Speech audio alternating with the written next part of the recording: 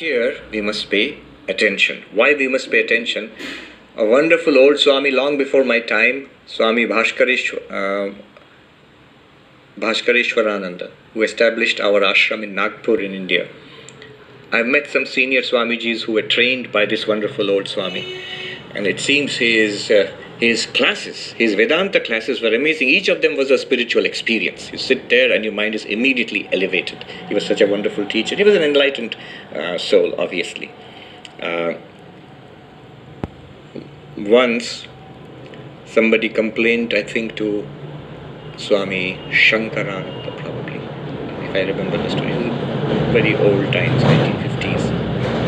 Oh, the level of spirituality in our monasteries is going down. We don't find the same level of spirituality as it was during the direct disciples of Sri Ramakrishna. Some senior monk complained. And the president of the order said, "Why are you saying that? Go to Nagpur, where Swami Bhaskareshwaranji, that Swami, they used to call him Viprodash Maharaj. When he gives a class, I find the whole ashram vibrating spiritually."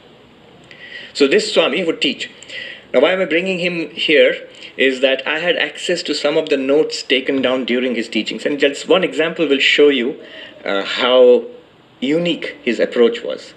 So here he is telling young novices, monastic novices, brahmacharis, how to study the Gita.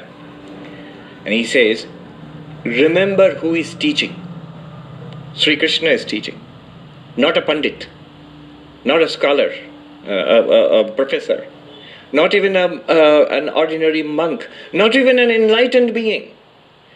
It is the incarnation of God who is teaching. And he has been asked this question, which is uppermost in our minds. Let us hear what God has to say to us. That kind of value we must give to the words of Sri Krishna.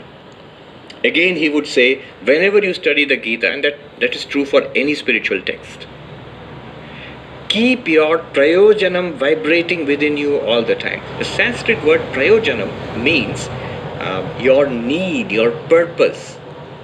Why am I here? What am I going to gain out of this? What do I want out of it? I have come here with a purpose. If you keep that vibrating in your mind, I have come here to go beyond sorrow. I have come here to attain enlightenment, God realization.